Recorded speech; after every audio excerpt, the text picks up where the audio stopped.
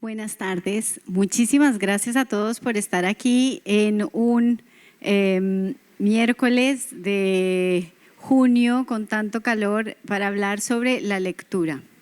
Me encuentro rodeada de mujeres maravillosas, empoderadas, que además de ser cada una muy profesionales en su carrera, se dedican a la promoción y al fomento de la lectura.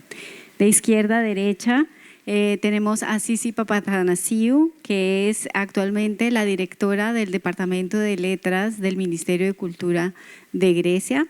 Tenemos a María José Alves, que es la directora del Departamento de Letras, del cómic y del fomento de lectura del Ministerio de Cultura de España. A Coral Martínez Iscar, nuestra nueva directora del Instituto Cervantes, bienvenida de nuevo. Y a Nicoleta Stazopoulou, que es la coordinadora y directora de bibliotecas del Instituto Goethe. Estos días hemos escuchado a todos nuestros escritores decir la importancia que es la literatura y la lectura. Hace poco estuvo Samantha Schweblin aquí y en otras entrevistas anteriores dijo algo que me causó mucha impresión, y es que la concentración, concentrarnos es ahora un superpoder, y que concentrarnos es el resultado o es el superpoder que nos da la lectura. Esa mañana, o hace una hora o dos, Héctor Abad Faciolince dijo que la literatura nos ayuda a tal vez tener más compasión, a ser un poco mejores seres humanos tal vez, a entender al otro, al salirme de mí mismo. Así que quiero hacerle una pregunta a todas ustedes. ¿Qué es la lectura? ¿Qué es leer para ustedes? Empecemos, sí.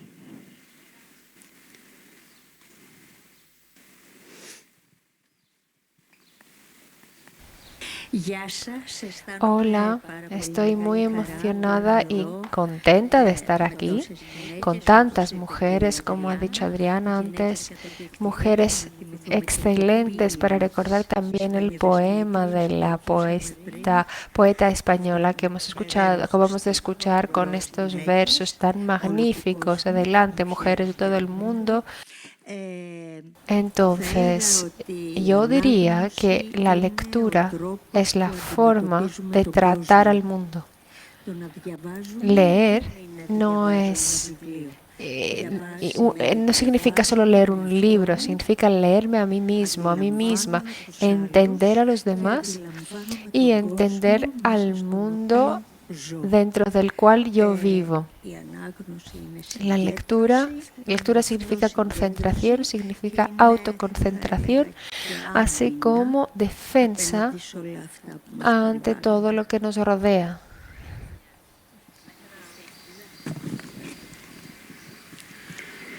Buenas tardes. Muchísimas gracias. Yo igual me voy a extender un poquito. Para el Ministerio de Cultura, para mí, la lectura es el punto de apoyo que mueve el mundo. Es el centro de todo el trabajo que hacemos.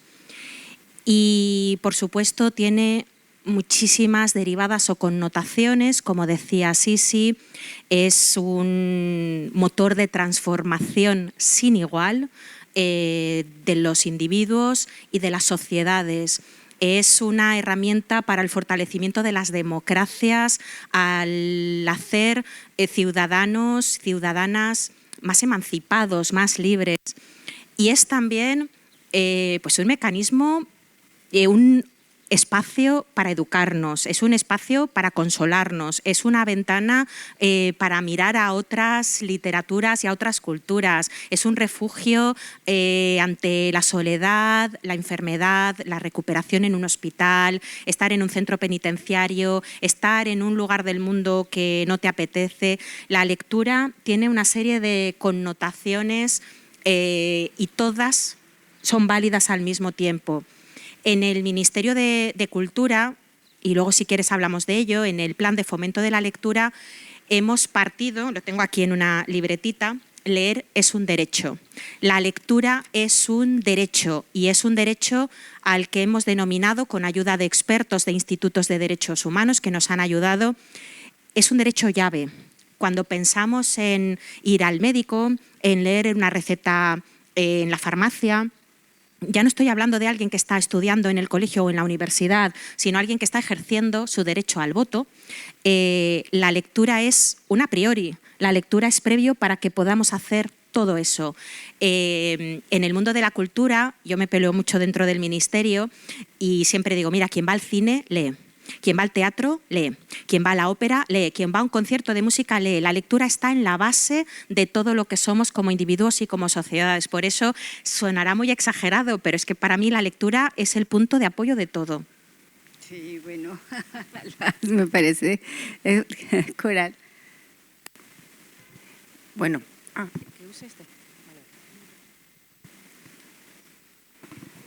Bueno, buenas tardes. Siempre es difícil ir detrás de la directora general del libro y del Ministerio de Cultura, pero sin duda alguna estoy de acuerdo que tiene que ser un derecho, como el derecho al voto. Por eso, evidentemente, tenemos la enseñanza pública obligatoria, gracias a Dios. Es un derecho, sin duda alguna, el leer. Y desde el Instituto Cervantes promocionamos la lectura con múltiples actividades que se extienden a lo largo de la red de los más de 100 institutos Cervantes que hay alrededor del mundo. La posibilidad de leer implica no solo abrir la mente a otros mundos, cuán importante es ahora poder conocer lo que piensa, lo que dice otro, no solo lo que pasa de manera real o ficticia en otros, por la mente de otros autores, sino también es un vehículo para aprender un idioma. Nuestras bibliotecas tienen una serie de lecturas también graduadas para que los alumnos que están estudiando español puedan aprender la lengua a través de la lectura, con lecturas graduadas acorde con el nivel que están estudiando. Así que, sin duda alguna, la lectura es un derecho. Gracias.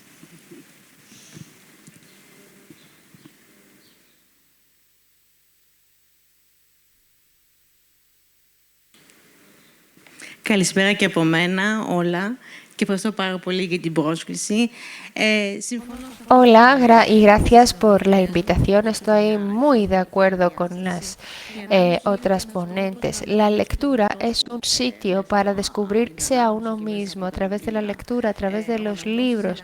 El lector o la lectora así puede viajar a sitios, a países, sin siquiera moverse, vivir vidas que no vivirá quizás y estar en contacto con el pensamiento y la filosofía, los sueños de los autores. Y esta es una dimensión que le permite cultivar más su imaginación, su compasión y su pensamiento crítico. Así, cerrando mi ponencia, la lectura es descubrirse a uno mismo. Bueno, sí, bueno, mira, creo que todas estamos de acuerdo en que la lectura nos ayuda a reconocernos, a reconocer al otro, y también el hecho de que sea un derecho, pues muchos no lo tienen como algo seguro, ¿verdad?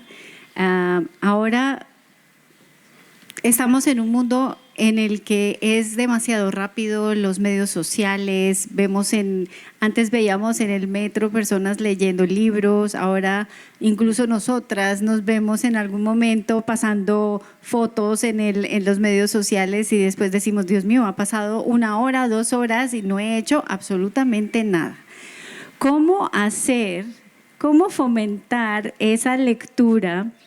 ¿Cómo hacer para que los jóvenes lean? ¿Cómo hacer para que los adultos regresemos a la lectura? ¿Cómo lo hacen en el Ministerio de Cultura? ¿Empiezo yo? Sí. Yo quiero hacer un llamamiento al Mundial de Fútbol, que ahora ve todo el mundo, y que esos jugadores de fútbol, cuando bajan de los autobuses y van escuchando música, lleven un libro.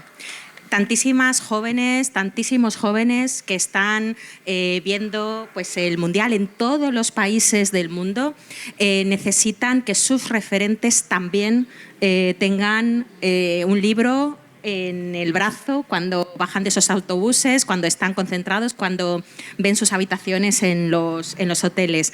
Creo que es importante que quienes son referentes en cualquier ámbito de la cultura, del deporte, del arte, también compartan su pasión por la lectura. Eso, si me permitís, en primer lugar.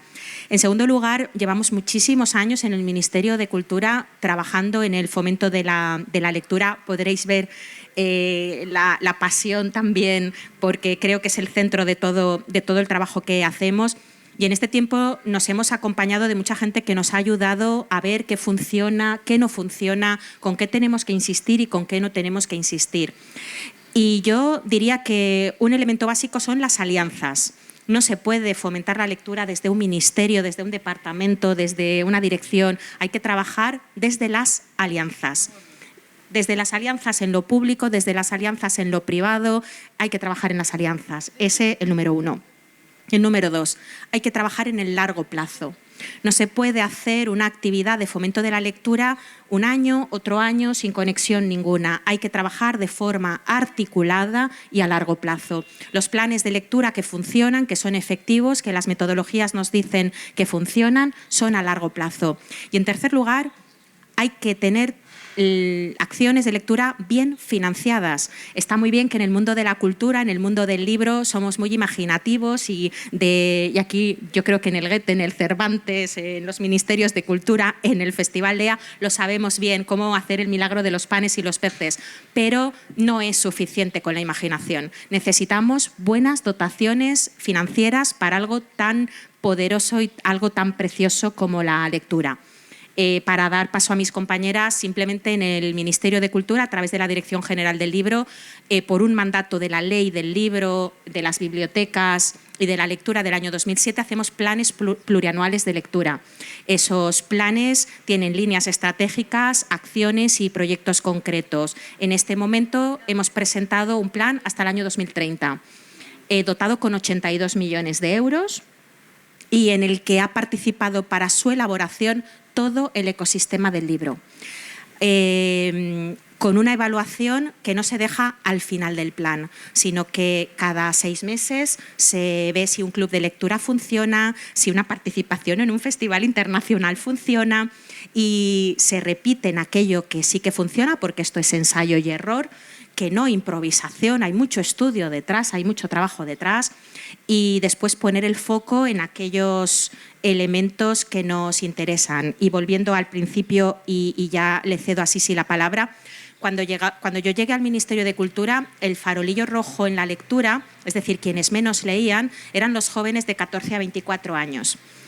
Y porque, bueno, pues hacían deporte, miraban la tele, tenían las redes sociales, salían a pasear, 1000 cosas, otras actividades que preferían hacer antes de leer.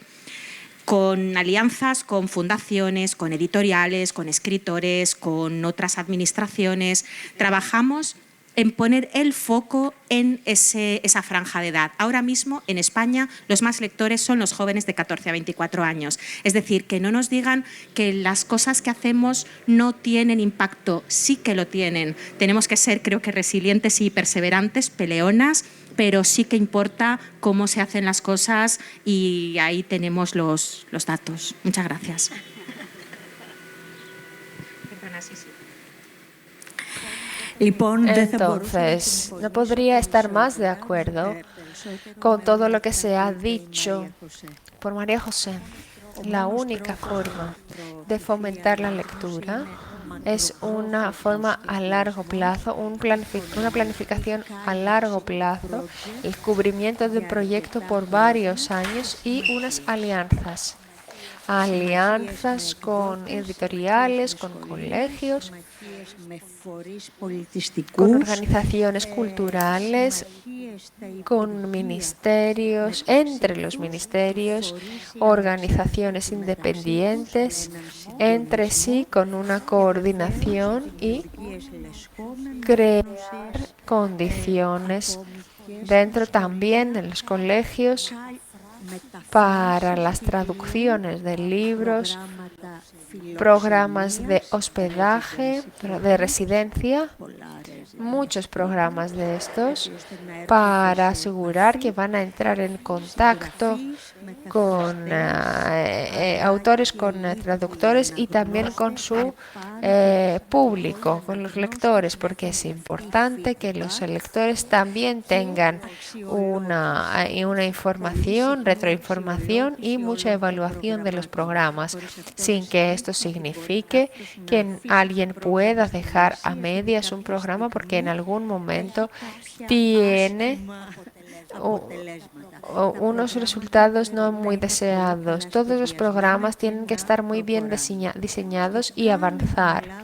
En cuanto a Grecia y el Ministerio de Cultura de Grecia y nuestras diversas organizaciones, los últimos años ha habido un esfuerzo muy bien coordinado que, como se ha dicho por María José anteriormente, yo con María José me junto en las ferias del libro de todo el mundo y trabajamos juntas. Entonces se ha hecho un gran esfuerzo de extroversión de la escritura griega hacia el exterior y hacia el interior. Nosotras hemos trabajado en estos dos campos, en esos dos ejes, con un esfuerzo de tener los siguientes resultados. Uno, proyectarle al libro griego a cuanta más gente es posible dentro y fuera del territorio griego. En cuanto al territorio griego, hemos colaborado con bibliotecas, con clubes de lectura, con colegios. ¿De qué forma? Claro, comprando libros, algo que está impuesto también por la ley fundadora del Ministerio de la Cultura y mandándolos a colegios, fundaciones, universidades, bibliotecas, etc. Lamentablemente, el presupuesto disponible no puede cubrir estas necesidades. Las necesidades son muchísimo más grandes que las solicitudes que recibimos y claro, no podemos satisfacer todas las solicitudes, pero se ha hecho el inicio, se ha dado el paso inicial. En segundo lugar, nosotros financiamos solicitudes de organizaciones para acciones en torno a la lectura. Existe un comité en nuestro ministerio que evalúa las solicitudes. Nosotros cada año tenemos un presupuesto determinado. Las solicitudes se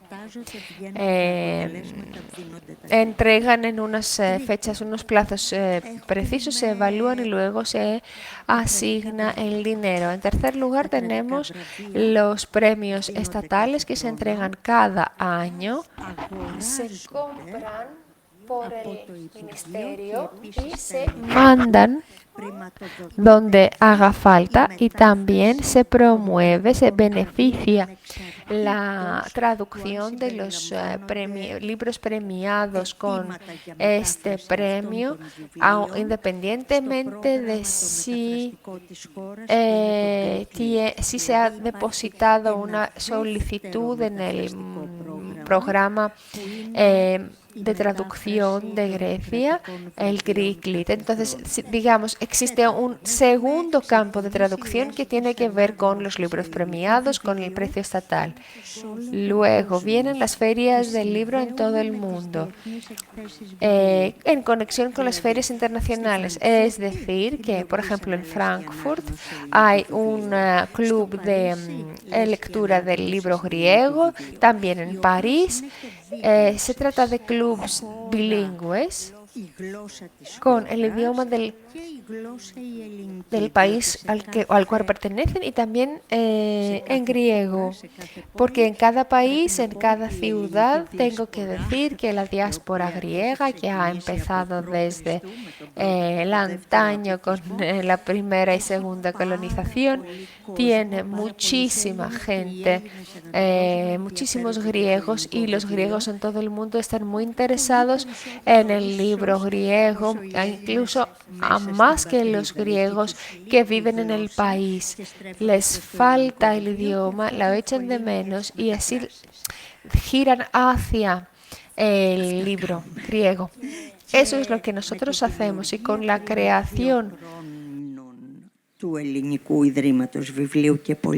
de la Fundación Griega del Libro y de la Cultura, esperamos que este esfuerzo vaya a avanzar más. Gracias, señora. Sí, bueno, ahora hablamos de a partir de ministerios, pero los institutos también son muy importantes en cada país para la promoción de la lectura en una lengua extranjera, por ejemplo, con el Instituto Cervantes aquí en Atenas y el Instituto Goethe en Atenas.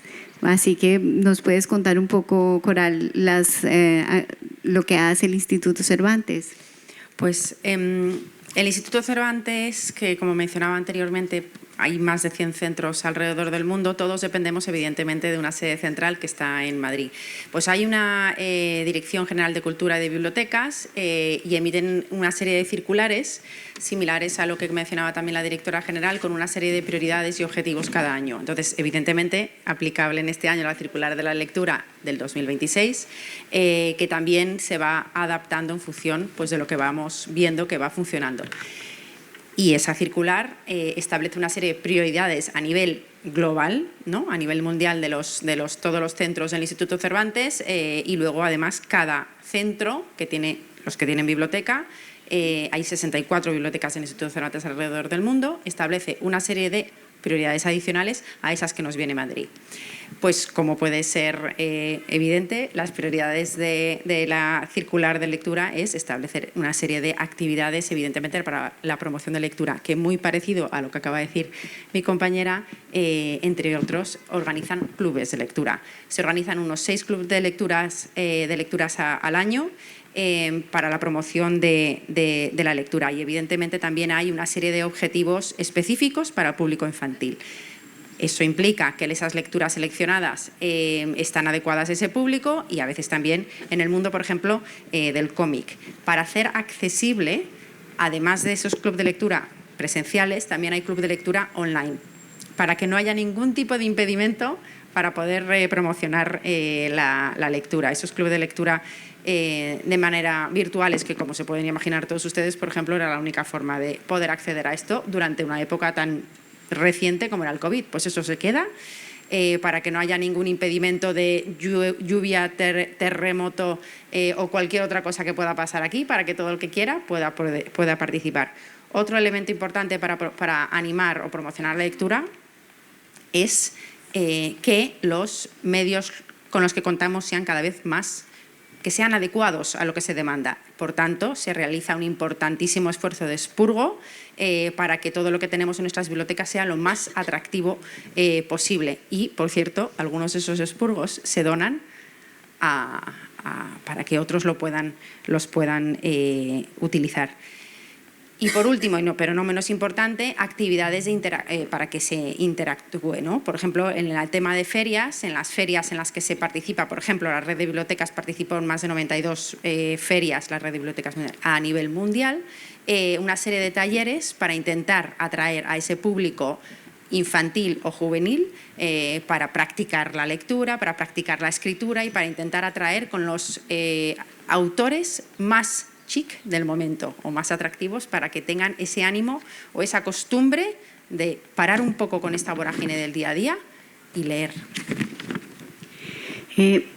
Gracias, Coral. Las bibliotecas, que Nicoleta trabaja con la biblioteca del Instituto Goethe, las bibliotecas son espacios democráticos culturales. En Colombia, por ejemplo, se construyeron bibliotecas preciosas en sectores vulnerables y esas bibliotecas se convirtieron como en el tesoro de los barrios vulnerables. Si tú vas a esos barrios y encuentras una biblioteca preciosísima con los mejores materiales, sigue intacta porque ha sido aún esa biblioteca, la comunidad la adoptó como propia y obviamente el nivel de violencia se redujo, la lectura se incrementó y los jóvenes encontraron, y los viejos también, o sea, todo el mundo encontró un refugio en esa biblioteca. Así que cuéntanos desde la biblioteca del Goethe y de las actividades que ustedes realizan.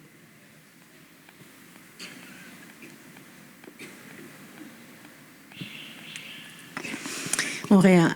Το τελευταίο στο οποίο αναφέρθηκες, Ανδριάννα, είχα το Noviembre ένα ταξίδι στη Βαρκελόνη. En noviembre pasado viajé a Barcelona y visité algunas bibliotecas en barrios vulnerables y he visto cuántos niños de estos barrios acudían a la biblioteca no solo como un espacio de lectura, sino como una comunidad. Es una pequeña sociedad la biblioteca. Es un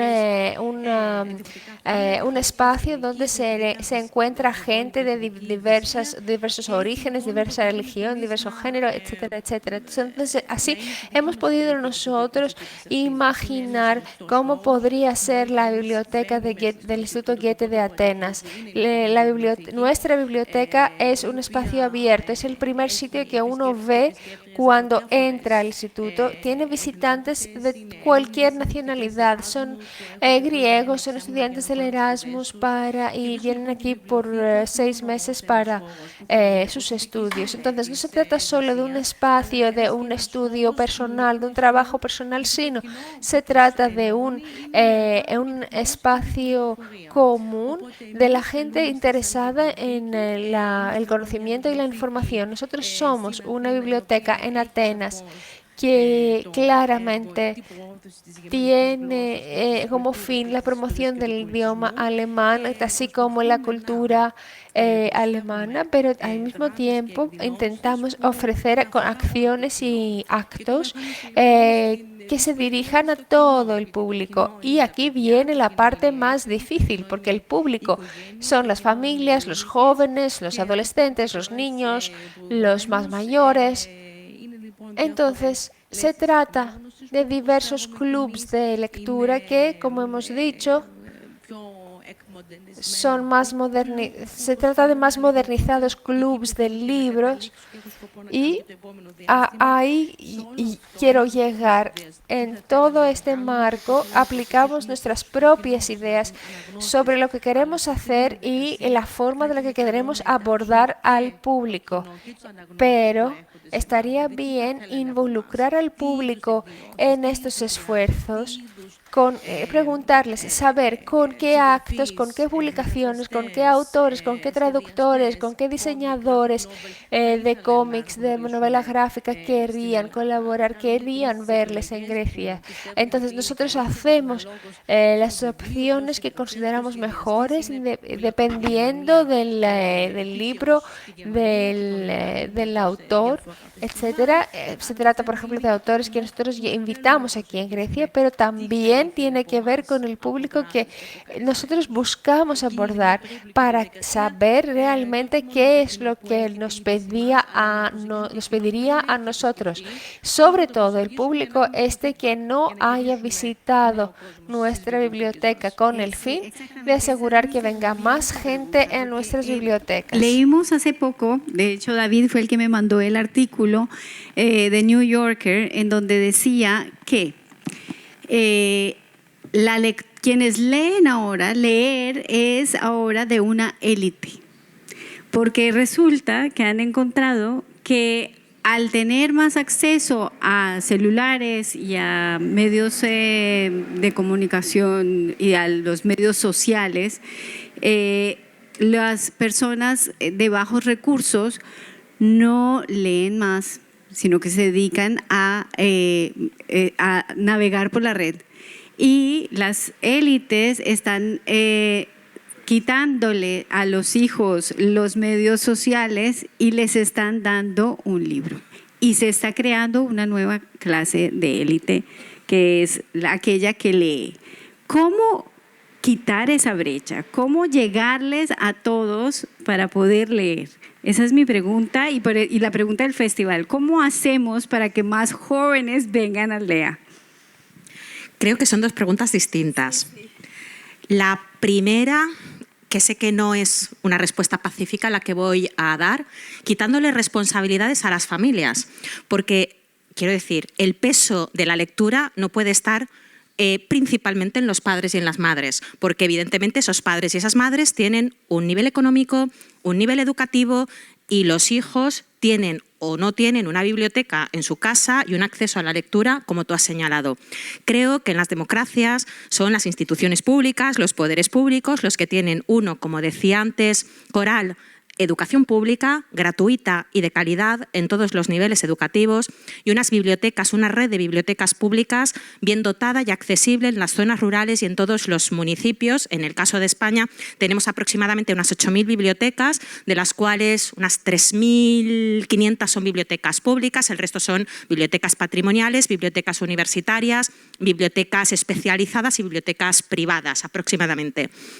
Hay bibliotecas en todos los municipios o cuando el municipio no llega a 2.000 habitantes, hay lo que se llama puntos o centros de referencia de lectura. Las bibliotecas son punto de igualación social. La escuela pública es, sin duda alguna, un sine qua non de igualación social y una oportunidad. Por supuesto que los padres y las madres debemos coadyuvar en ese proceso, pero creo que el peso no puede estar, porque si no, la diferenciación en el acceso a la cultura y a la lectura va a permanecer. Eso en cuanto a lo que me decías de las élites de la lectura. Creo que inversión pública, obligación del Estado y que la lectura es un derecho. Y vuelvo al lema de nuestro plan de la lectura. Eso, por supuesto, en primer lugar. Gente que venga a LEA. Creo que tenemos que romper con el estigma de que cada vez se lee menos, cada vez se lee más.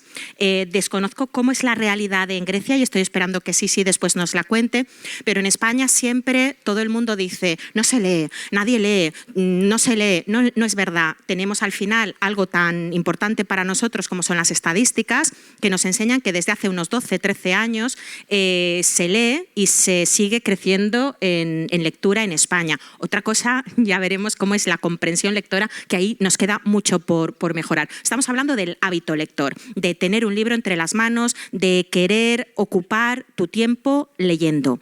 Después creo que nos compete también a todos como sociedad el saber que no solo es la decodificación de un texto, sino qué hago yo con la información que recibo a través de la lectura. Y en ese sentido creo que tenemos que ser las distintas administraciones, por supuesto, y insisto y vuelvo a las alianzas, los que estemos ahí.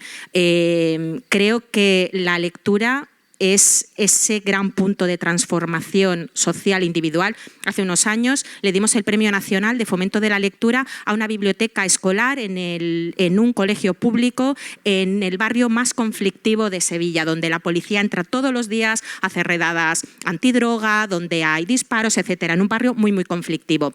La directora del colegio, las bibliotecarias, las maestras, además hablo en femenino porque son todas mujeres, habían hecho un trabajo extraordinario a través de la lectura, de la biblioteca escolar, permitiendo que esos niños y esas niñas tuvieran una oportunidad que no hubieran tenido de no existir ese centro escolar y esa biblioteca escolar. Eso repetido a lo largo de todos los territorios creo que es lo que hace que podamos decir que la lectura es un derecho humano, un derecho universal y un derecho que debemos garantizar desde las instituciones. Y al Festival LEA, todos esos niños y niñas, esos jóvenes que cada vez leen más, creo que vendrán, no te preocupes, con un programa tan chulo como el que nos propones.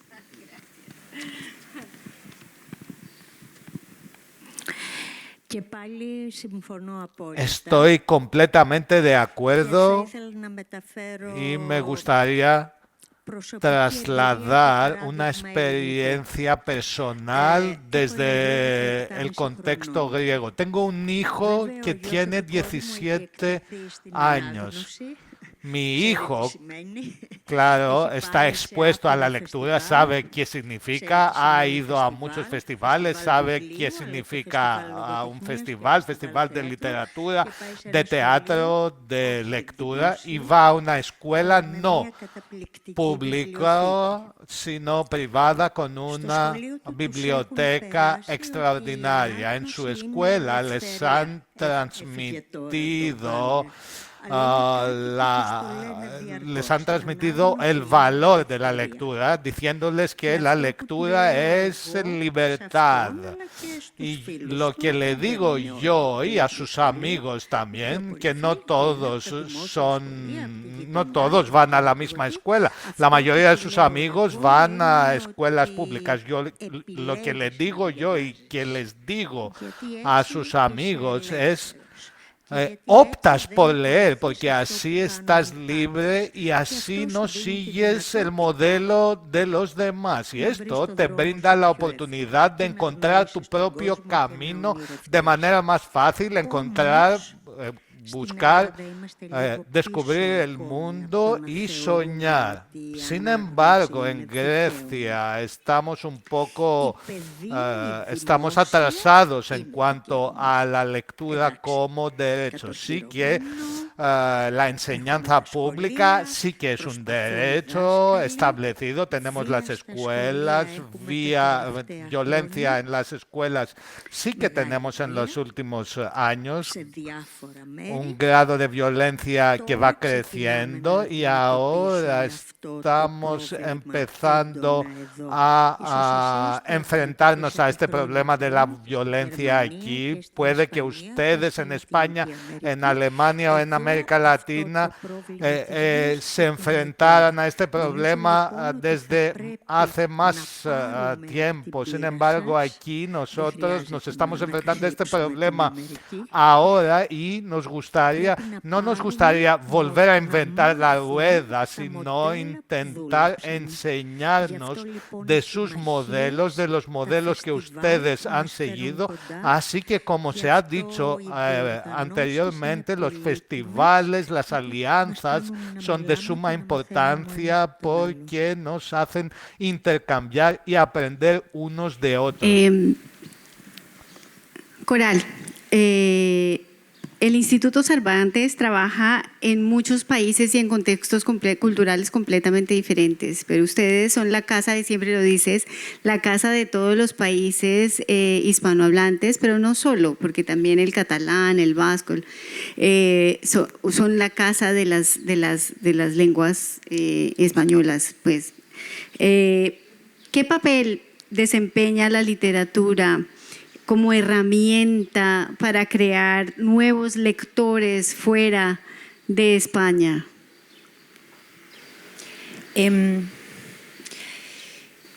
Como creo que he mencionado en una de las intervenciones anteriores, parte del programa, los institutos Cervantes internamente se dividen en 3 áreas: académico, cultural y biblioteca.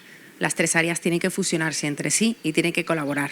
Y eso va mucho más allá de que los responsables trabajen de manera conjunta, sino que hay políticas a nivel global quiero decir, en la red de Cervantes, para alinearse. Desde el punto de vista del área de académico, existe una liaison, unos vínculos con el área de biblioteca para que haya una serie de lecturas graduadas en función de cada uno de los niveles. Es decir, que dentro de nuestro objetivo de aprender un idioma también está el del fomento de la lectura y conocer a los escritores que compartimos la lengua, y en concreto los escritores que escriben en español, no solo a sus traducciones, que eso es otro mundo, el de la traducción, tan importante como cualquier otro. Entonces fomenta el objetivo de conocer un idioma y de fomentar la lectura. En este caso están unidos con estas lecturas graduadas, no solo con unas estrategias a nivel global de toda la red de los más de 100 institutos Cervantes que hay alrededor del mundo, sino también fomento la lectura y aprendizaje de un idioma, porque cuando se proponen esas lecturas graduadas son, evidentemente, en este caso, en español y de autores hispanohablantes. Gracias. Nicoleta, trabajas en una biblioteca con el alemán, pero también tenemos un problema de la inteligencia artificial para la lectura. Muchos de los profesores que llegan a veces me dicen, es que yo ya sé cuando utilizan la inteligencia artificial para explicarme uno de los libros, pero la inteligencia artificial puede ser también una herramienta. ¿Cómo crees tú que esta inteligencia artificial afecta el ecosistema del libro y el mismo fomento de la lectura?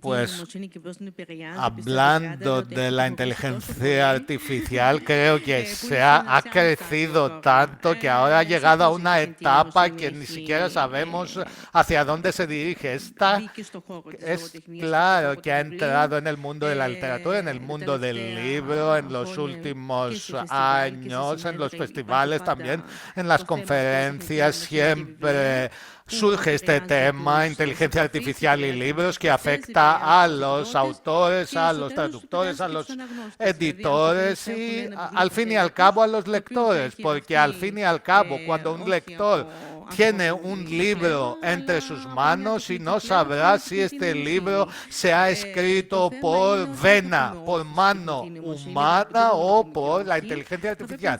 El tema es que no podemos decir no a la inteligencia artificial, sino encontrar maneras a través de las cuales facilitar con la inteligencia artificial, facilitar los proyectos editoriales, pero sin sustituir a los humanos, porque lo que se gana en la lectura, sea de ensayo, sea de poesía, sea de literatura, es el lado humano y la emoción que emana de un libro. El sentimiento, la emoción emana del mismo autor que nos transmite sus experiencias, sus emociones, y nosotros como lectores se nos despiertan nuestras propias memorias, nuestras emociones, nuestras experiencias, y así nos identificamos. Si esto se sustituye por una máquina, por la inteligencia artificial, va a ser impersonal y nos va a hacer más daño de lo bueno que nos podría hacer. Me parece sin duda el gran cambio no solo en la lectura, en la cultura, sino en nuestra forma de vida. Creo que es el gran cambio. Y no soy una experta, yo distinguiría entre la inteligencia artificial generativa y entre la inteligencia artificial procesual. Creo que la inteligencia artificial procesual, que se puede utilizar en bibliotecas para hacer eso que no nos gusta, que es cuando hay un patrón y hay que repetir, pues que lo haga la máquina por nosotros. Sin embargo, yo soy muy crítica con la inteligencia artificial generativa en la creación literaria, en la traducción, en la ilustración, en el cómic. Creo que estamos en un... Otra cosa es que yo sea crítica, que creo que no es el futuro que queremos para nuestra creación, y otra cosa es mirar hacia otro lado cuando algo está ya en la realidad, ¿no?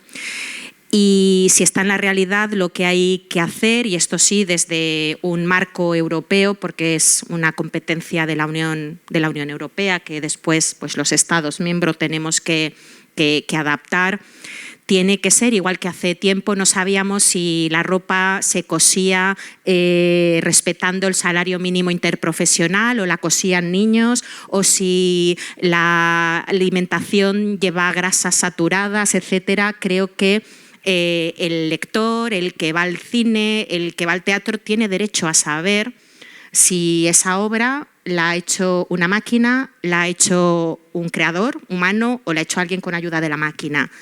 Después creo que Nadie puede robarle a otro su creación. Creo que ese es el gravísimo problema que tiene la inteligencia artificial generativa en estos momentos, y es que yo soy una ilustradora, por ejemplo, y pongo una página web personal donde pongo mis ilustraciones y sin pedirme permiso, una máquina que, por cierto, es de alguien que está ganando dinero, esa máquina absorbe mis creaciones y las vende a quien sea. No me ha pedido permiso, no me paga por lo que me está robando, porque hay que ser conscientes de que es un robo, y cuando yo le pido que deje de hacer eso, no hay manera o forma de hacerlo. Sin duda, creo que es un problema la inteligencia artificial generativa en la creación y en la creación cultural. Creo que tenemos por delante sin duda el mayor reto desde los ministerios y a nivel normativo desde la Unión Europea, y creo que tenemos una responsabilidad como ciudadanas y como ciudadanos que no debemos ni podemos eludir. Evidentemente mi postura, como veis, es súper crítica con la inteligencia artificial.